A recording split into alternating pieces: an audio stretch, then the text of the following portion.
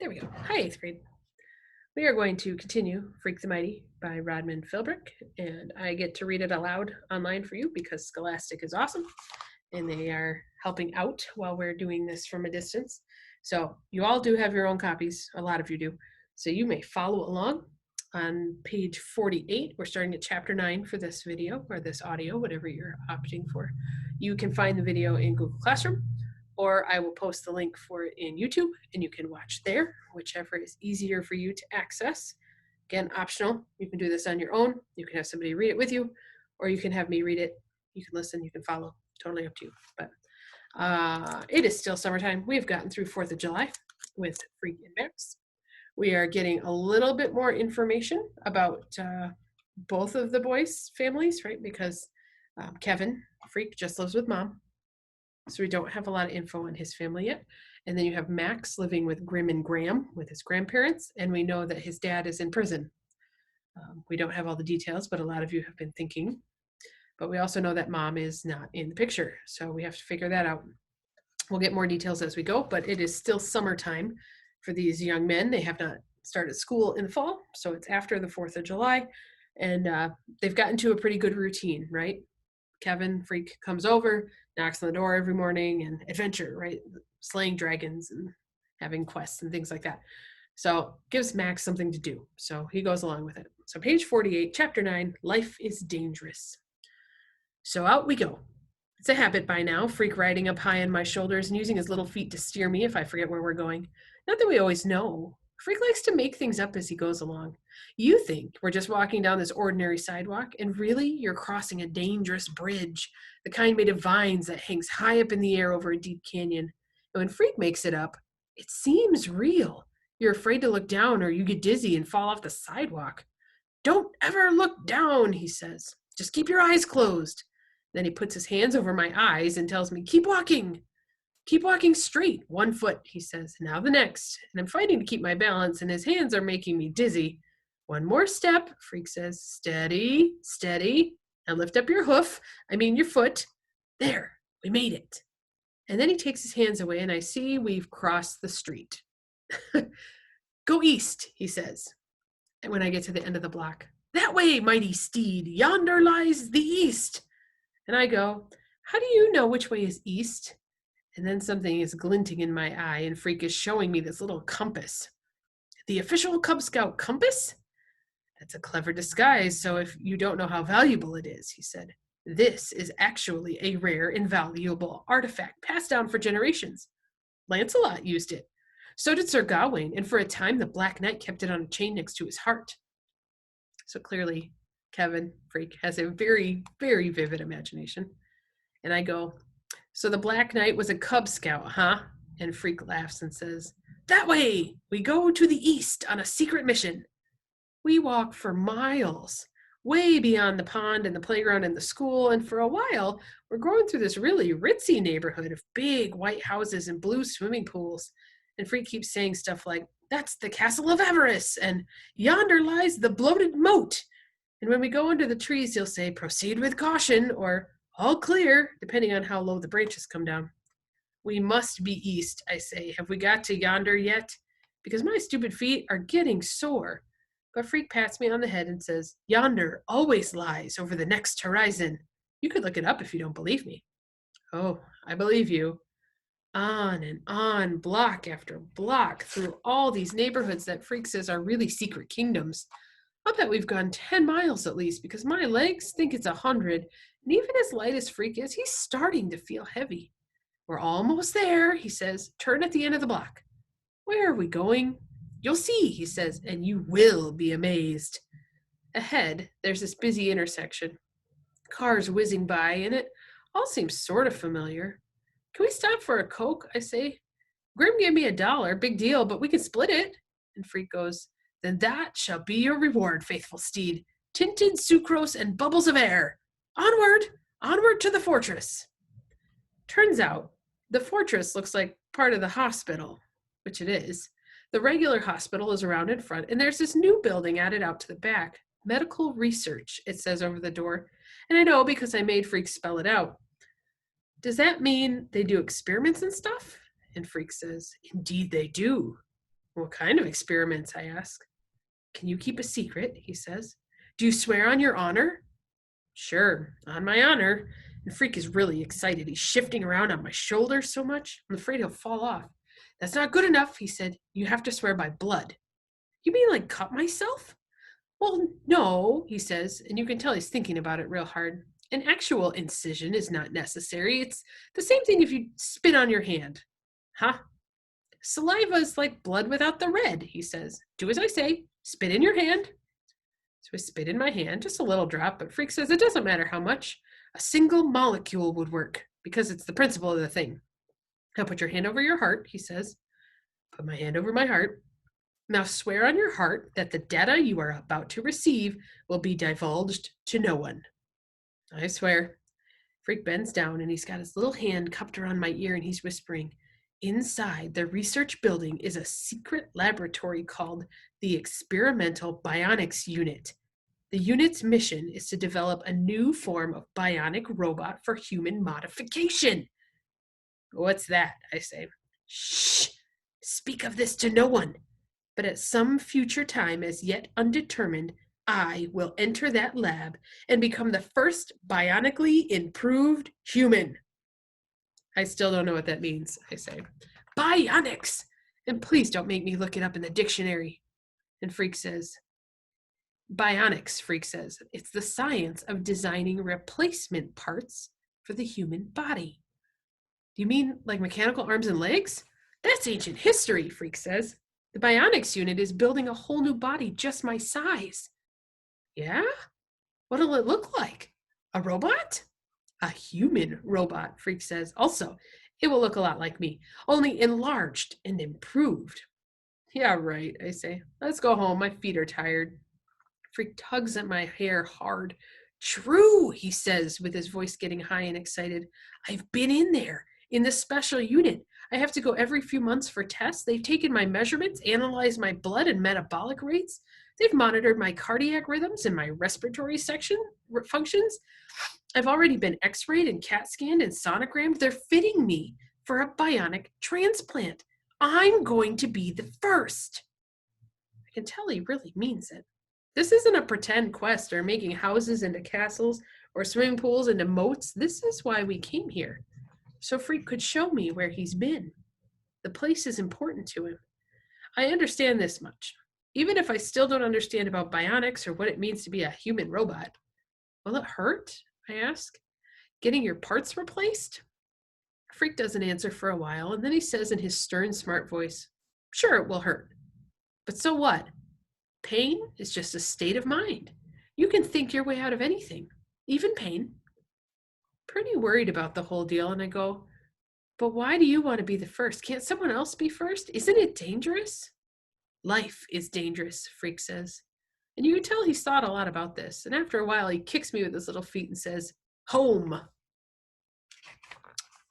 Rats or worse. One thing that happened over the summer, I grew even more. Grim takes a look at me one day and he goes, all that walking you do must be stretching out your legs and carrying poor Kevin around. Seems to be putting real muscle on you. He's not that heavy. And anyhow, it's not fair everybody always says poor Kevin just because he didn't grow. Grim gives me this long, sorrowful look and then clears his throat and says, you're quite right. He is a rather remarkable boy. He's memorized almost the whole dictionary. You can ask him anything. He knows what it means. You don't say, Grim says, and he has this smug look like maybe Freak is lying and a total goon like me would never get it. And I want to tell him he's wrong about Freak in the dictionary, but instead, I just shut my face and go on down under. Grimmy's okay sometimes, like when Tony D chased us into the pond, but most of the time he thinks he knows everything, which he doesn't. And if you don't believe me, look under Grim in the dictionary. It sure doesn't say a smart grown-up. No way. So I'm hanging out down under, listening to some thrash tapes on the fake Walkman I got last Christmas, when Freak pops up on side of my bed. Because of the headphones and the volume being pumped up to mega decibel, I never hear him come in. He's just suddenly there, like, whoa. And I bet I jumped about a foot. Freak rolls his eyes and goes, ah, music, how it calms the savage beast. How'd you get here? Would you believe teleportation? No? Then I came down through the bulkhead door like always, and like always, I have a quest in mind. And right away I go, my feet hurt. We don't have to leave the neighborhood. Cool. What kind of quest is this? And Freak grins. A treasure hunt. Except we don't really have to hunt because I already know where the treasure is. Where? Underground, he says. Specifically, in the sewer. Yeah, right, I say, and I sit back down on the bed. Freak's looking at me sideways, and I can tell he's not telling me everything, which he almost never does. Not all at once. Truth, he says. A treasure is hidden in a storm drain. This has been confirmed by visual observation. Treasure in a storm drain. You mean like gold and diamonds kind of stuff? Possibly, he says, acting mysterious. Anything is possible.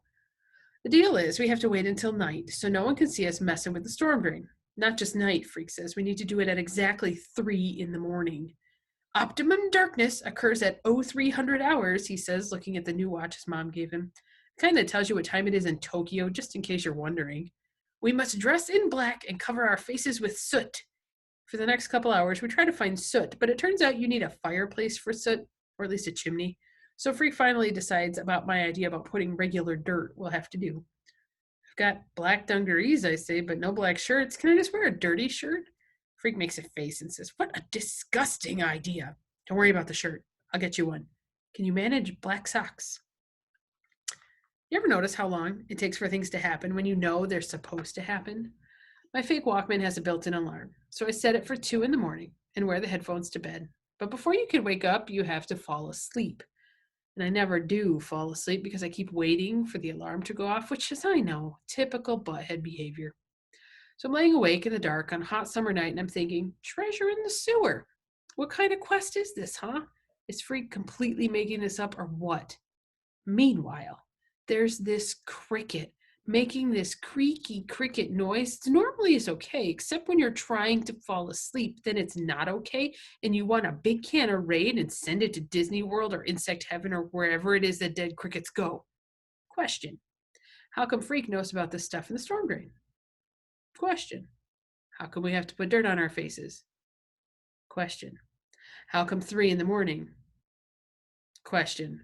How long do crickets live? Finally, I give up on the first 3 and work on the cricket problem, but the little critter's pretty clever. It stops cricketing whenever I get too close, and I never do find it and squash it with my shoe, which I swear I'm ready to do, even if crickets are supposed to be harmless. Then, after almost forever, it gets to be 2:30, and I figure that's close enough. I'll go up and wait under Freak's window like I promised. There's no moon. The sky is dark and empty, and the backyards are so lonesome it feels creepy and exciting. The truth is, I've never been out alone at this time of night. I only fall down a couple of times, which isn't bad considering how hard it is to see. When I get to Freak's bedroom window, he's waiting for me. You sound like a car wreck, he says. Here, you better put on this shirt so you don't glow in the dark. Out of the window, he hands me this silly feeling shirt. Hey, wait a minute. This is your mom's blouse. It's black, he says. That's what counts, the camouflage factor.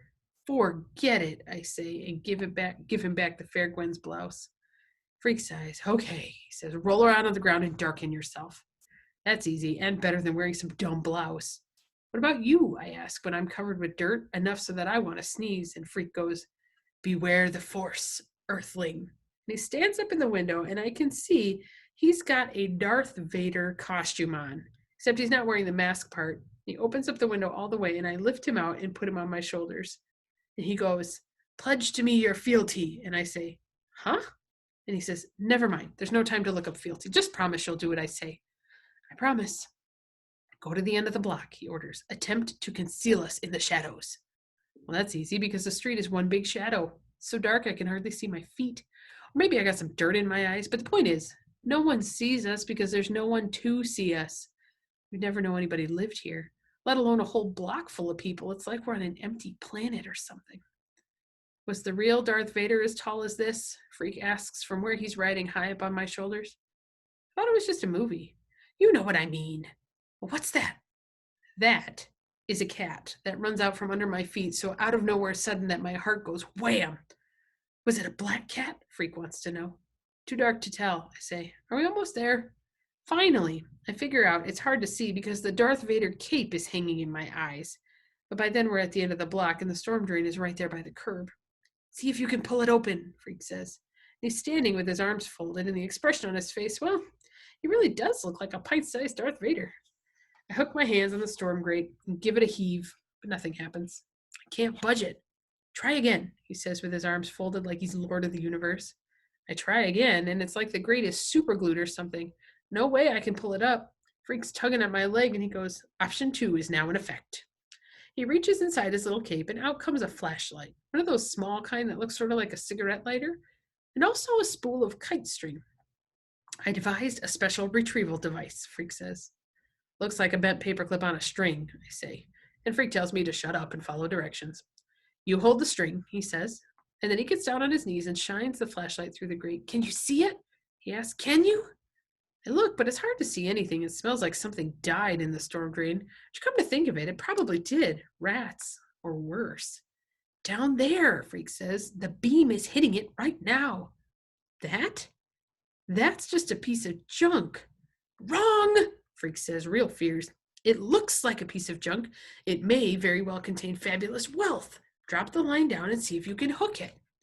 And I'm thinking, boy, what a butthead, rolling in the dirt for this little Darth Vader so he can play pretend games in the middle of the night. But I do what he asks. I drop the hook down, and much to my surprise, it actually hooks onto something. And when I pull up on the kite string to see what it is, a purse, I say. Looks like a grotty old purse. Careful, Freak says. Pull it up to the grate so I can grab the strap. I bring it up an inch at a time, and Freak manages to get his small hand down through the grate and grab hold of the soggy old purse. Then he almost drops it.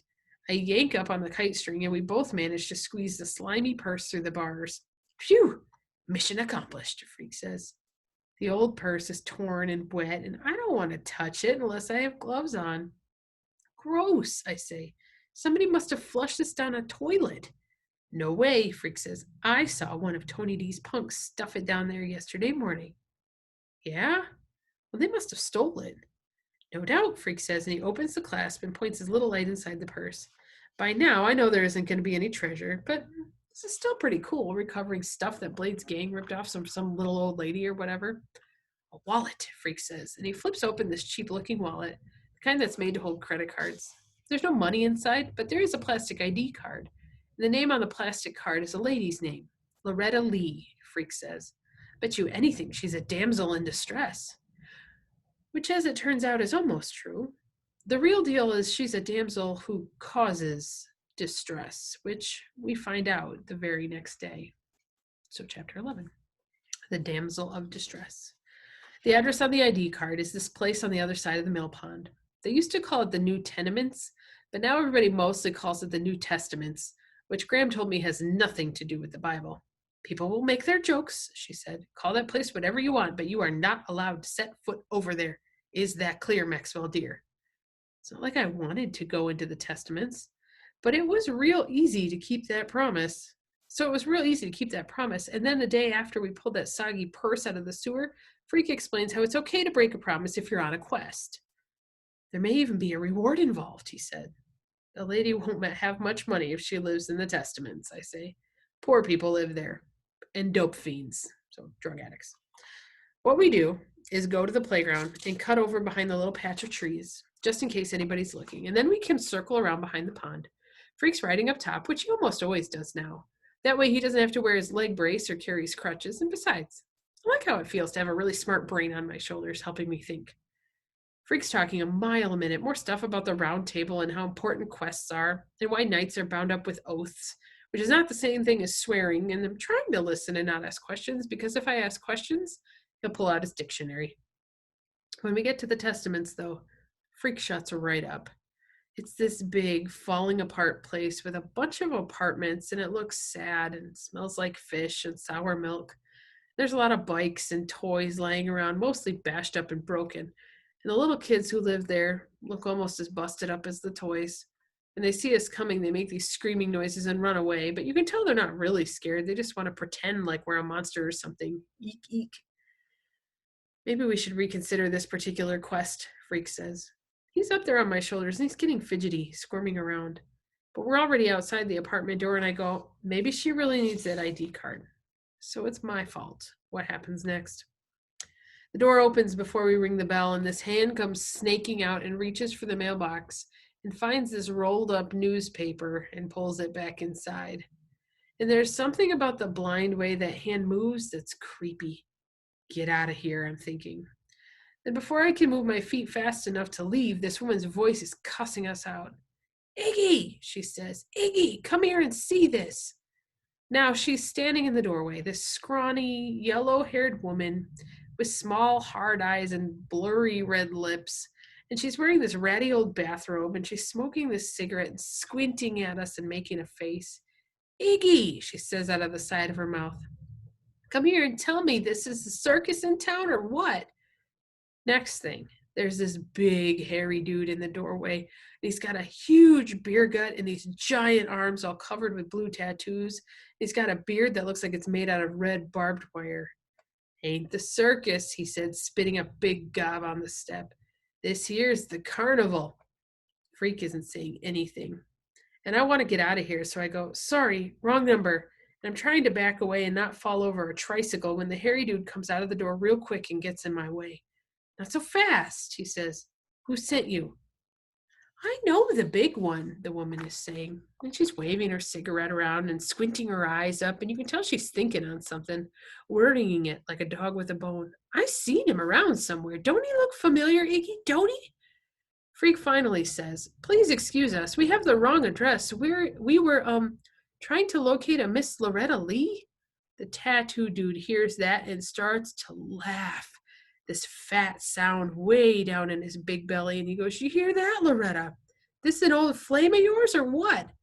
Then he reaches up and pokes me in the chest hard enough to catch my breath, and he says, cat got your tongue, kid? What is this, a Siamese twin act? All I can think to say is, oops, because we have the right address after all. The squinty woman in the robe is Loretta Lee, and even more important, Iggy is Iggy Lee, and I feel like a total butthead because I've heard of Iggy Lee. He's the boss of the Panheads, this bad news motorcycle gang. We found your purse, Freak blurts out, and he tosses down the purse, and Iggy Lee catches it with one hand and gives Loretta this secret look like he's going to have some fun here. You better come inside, he says, looking up at Freak. You and Frankenstein. Sorry, Freak says, his voice is chattery high. We'll have to decline your kind invitation because we have to leave now. Loretta flicks her cigarette butt at my feet and she says, Iggy says come inside. You better do it. So we go inside. I have to take Freak off my shoulders so we can get in the door, and that's when Loretta looks at me real hard and she says, I know that one. It's like a flash from the past, Iggy. You know him? Iggy isn't paying any attention to her. He's pointing at this ratty chair and he says, sit down. Makes me nervous looking up. And that tells you how tall Max is. He's even bigger than this motorcycle gang guy. Loretta comes around and she says, don't be making Iggy nervous. Not this early in the day. Last dude made him nervous, they had to. Shut up, Loretta, Iggy says in this real quiet voice. I'm thinking. You're right, he does look familiar. So I'm sitting in this chair, which feels like it might bust apart, and Freak is right next to me. And I can see he's trying to stand straight, but it's not easy because he's all bent up inside. Names, Iggy says.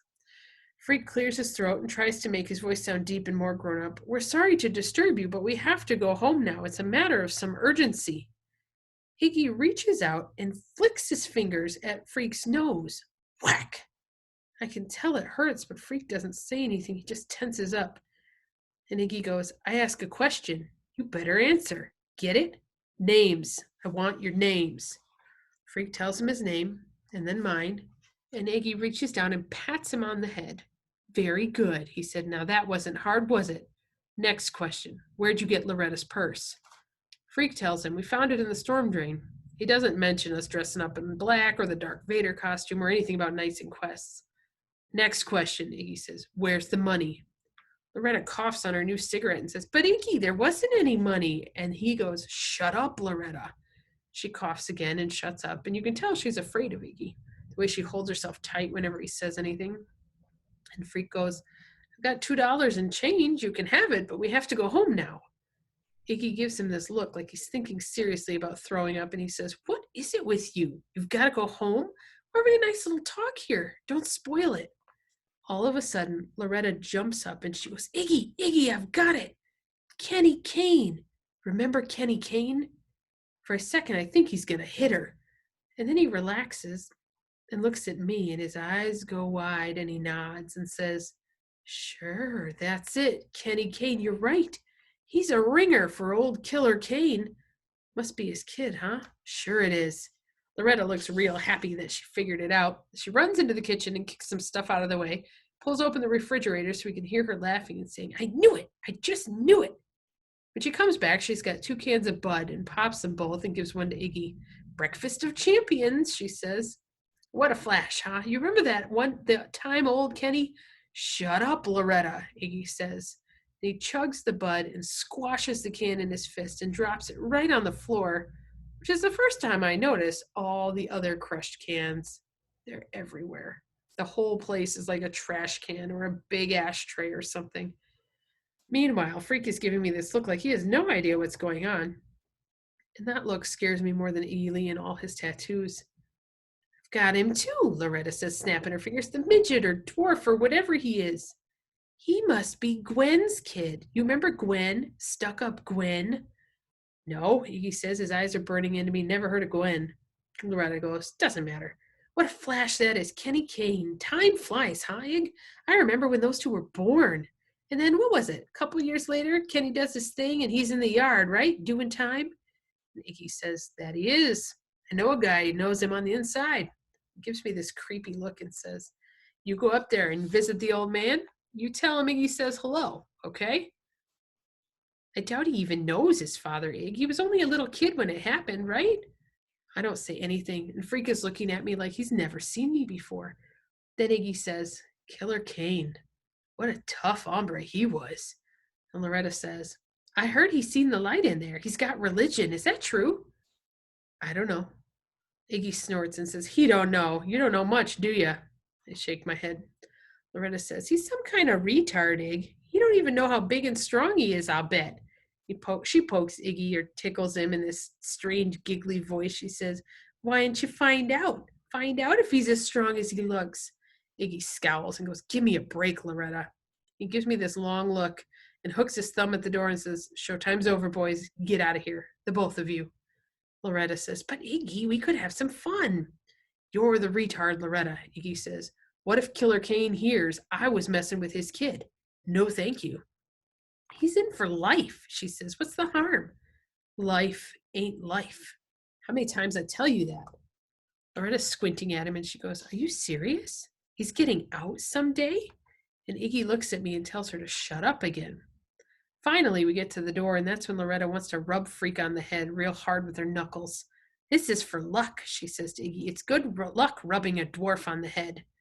Freak is trying to duck away, and he says, "I'm not a dwarf, and I'm not good luck." So Loretta gives up rubbing his head, and she stands up straight and folds her arm and says, "Hey, midget man, I know all about you. Your old man was a magician. Did you know that?" Freak is scuttling around behind me, keeping out of her way, but when she says that, I can tell he wants to know about his father, if maybe really was a magician. "Yeah," Loretta says, "right after you was born, he must be a magician because as soon as he heard the magic words birth defect, he disappeared." A second later, Iggy shoves us out the door. Quality people, aren't they?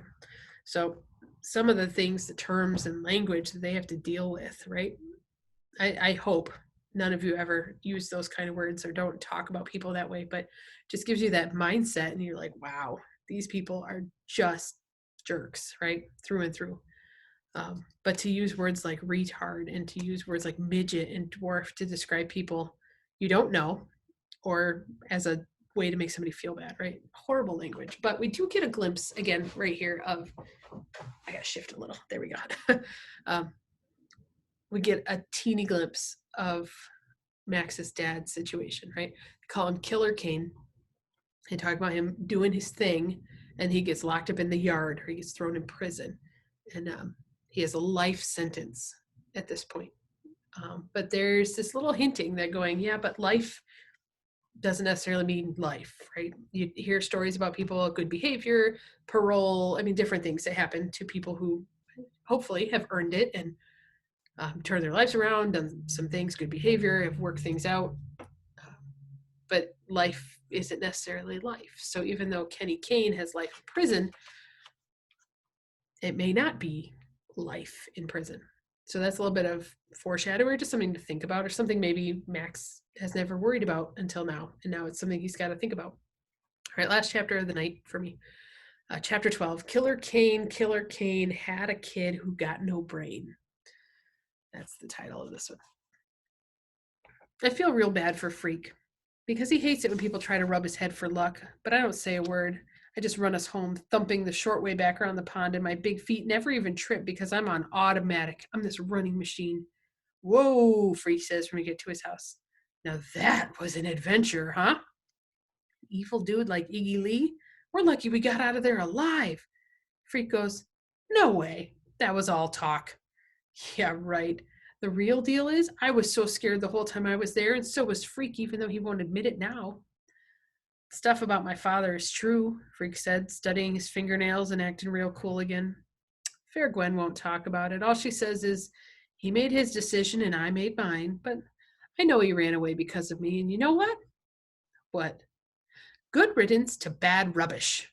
For some reason, that really gets me laughing. Something about the way he said it, or maybe it's all the nervous stuff left over from the New Testaments. Whatever. I am rolling on the ground like a moron, and Freak is strutting around and saying stuff like, Loretta, my queen, wouldst thou accept my hand in marriage? And Sir Iggy, wouldst thou do us all a big favor and fall upon thy sword?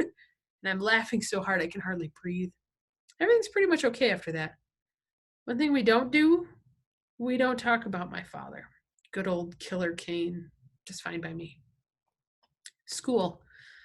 For the last week or so, it's getting jabbed with a little needle every time I hear that word. Graham's trying to pretend how excited she is. I'm finally in the 8th grade. Like, this is a really big deal, which is a joke because the only reason I got passed from 7th grade is because they figured out this way the big butthead can be, quote, someone else's problem. Thank goodness we've had quite enough of Maxwell Kane, unquote. Graham takes me out to the mall to get new clothes, which is about as much fun as going to the dentist, except maybe worse because at least at the dentist, you're mostly just in a chair with the door closed. Or at the mall with Graham, it's like, hello, world, here I am, take a good look. This girl at the shoe store, she's got a little smirk and she goes, 13 triple E? Do they make shoes that big? And Graham goes, I'm quite sure they do, dear. You go ask the manager. And then she looks at me and she goes, Maxwell, this is not major surgery, so will you please, as a special favor to me, wipe that wounded look off your face and try to be polite. Yeah, right. The manager, when he comes out with these brand X running shoes, wants to help me take off my old shoes. Like he's pretty sure I can't do it by myself. But I give him this look and he backs off and lets me do it myself. I wish you'd tie those laces, dear, Graham says when I'm squishing around in the new shoes. It's the fashion, the manager says with this laugh. Actually, they're designed that way. You don't need to lace up. Just to prove what a jerk he is, I tie up the laces, and that makes Graham happy. Which is funny sometimes, how little it takes to make her happy. Except you can't really figure it out until you've already done it. Does that make any sense? Finally, we escape from the mall, and I've got enough new clothes to last me, as Grim points out, a week or so. You just keep letting down his cuffs, Grim says, except they don't have cuffs now. What am I thinking? I think he looks quite handsome, Grim says. Maxwell, please turn around and keep your shirt tail tucked in. Ah, leave him alone, Grim says. He's not a fashion model. I just can't get over it, Graham says. Our little Maxwell is growing up. Growing is right, Grim says. The boy is certainly growing. The deal is, Freak and I get to be in the same classes. He made the fair Gwen go in and see all these people at school because I wasn't supposed to be in the smart classes. No way. And finally, they all agreed it'd be good for Freak having someone to help him around. Graham acts kind of worried about it, and she doesn't want to sign the papers like she thinks the LD class has done me a lot of good or something. LD, learning disabled. And being in the genius class is just going to make me slower and dumber than ever. But one night I come up the cellar stairs real quiet and Grim is saying, let's give it a try. Nothing else has worked. Maybe what he needs is a friend. That's the one thing he's never had with all those special teachers. And the next morning she signs the papers. And when we get to school the first day, Freak helps me find my name on the list, and it's true. We're in all the same classes. At first, all the other kids are so into looking cool and acting cool and showing off their new outfits, they hardly notice us in the hall, Freak riding high on my shoulders. Or the deal where his desk is always right next to mine. That wears off, though. By the time we leave math, which is just passing out the textbooks, a bunch of numbers chalked on the chalkboard, you can hear the whispers in the hall. Like, hey, who's the midget? And there goes Mad Max, and excuse me while I barf, and look what escaped from the freak show, and oh my goodness, that's disgusting. Maxwell Kane, this is from Mrs. Donnelly, the English teacher. She's new to the school.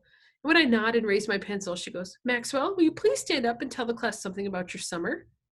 Which if she wasn't new to the school, she'd know better, because getting up in class and saying stuff is not something I do. Maxwell, she goes, is there a problem? By now there's a lot of noise and kids are shouting stuff like, forget it, Mrs. Donnelly, his brain is in his tail. Or ask him to count, he can paw the ground. Maxie Pad, ask him quick about his dad. Killer Kane had a kid who got no brain. Mrs. Donnelly has this look like she stepped in something and can't get it off her shoe. The shouting and singing goes on and on. And pretty soon some of the kids are throwing stuff at us, pencils, erasers, wadded up paper, and it's like Mrs. Donnelly has no idea what to do about it. The room is out of control. Then Freak climbs up on his desk, which makes him about as big as a normal person standing up, and he starts shouting at the top of his lungs. Order, he shouts. Order in the court. Let justice be heard. For some reason, maybe because he looks so fierce with his jaw sticking out, his little fists all balled up, or the way he's stamping his crooked little feet, everybody shuts up, and there's this spooky silence. Finally, Mrs. Donnelly said, you must be Kevin, is that right? Freak has this look. He's still acting really fierce, and he goes, sometimes I am. Sometimes? What does that mean? It means sometimes I am more than Kevin. Oh, says Mrs. Donnelly, and you can tell she has no idea what he's talking about, but she thinks it's important to let him talk. So, Kevin, she says, can you give us all an example? Next thing I know, Freak has his hands on my head, and he's getting himself on my shoulders, and he's tugging at me the way I know means stand up, and so I do it. And I stand right up in class, and I can see Mrs. Donnelly's eyes get bigger and bigger. I'm standing there with Freak high above me, and it feels right. It makes me feel strong and smart. How's this for an example? Freak is saying. Sometimes we're 9 feet tall and strong enough to walk through walls. Sometimes we fight gangs. Sometimes we find treasure. Sometimes we slay dragons and drink from the Holy Grail. Mrs. Donnelly is backing up to her desk and she says, oh my, it's very interesting, I'm sure, but could you both just sit down? But Freak is riding me like he's the jockey and I'm the horse. He's steering me around the classroom, showing off, raising his fist and punching it in the air, going, Freak the mighty, Freak the mighty. Pretty soon he's got all the other kids chanting, Freak the mighty, Freak the mighty, Freak the mighty, even though they don't know what he's talking about or what it means. I'm standing up straight as tall as I can, and I'm marching exactly like he wants me to, right and left, backwards and forward. It's like music or something. Like I don't even have to think about it. I just do it. And all those kids chanting our names, and Mrs. Donnelly has no idea what's going on. She's definitely flipped out, more or less hiding behind her desk. The whole class is raising their fists in the air and chanting, Freak the mighty, Freak the mighty, Freak the mighty. Can't explain why, but it was pretty cool. Anyhow, that's how Freak and I got sent to the principal's office the first time together. Mrs. Addison, she's the principal. She takes one look at us waiting outside her office and she goes, what have we here? I'm afraid there has been a slight misunderstanding, Freak says. If you'd be so good as to allow me to explain. Mrs. Addison is this really serious acting black woman with tight gray hair and a bun and these suits that make her look like she works at a bank or something. She has this funny little smile like she's sucking on a lemon and it quick turns sweet. And she goes, by all means, let's hear what you have to say. Convince me. I can't really remember what Freak said, except that he used so many big words she had to keep looking stuff up in his dictionary, which she seemed to get a real kick out of. But the important thing is, whatever Freak told her, she fell for it. So there you go, their first day at school together. So enjoy the listening, the reading. Don't forget to fill out some of your packet stuff as you go, just to keep track of events and things that are happening. So see you soon.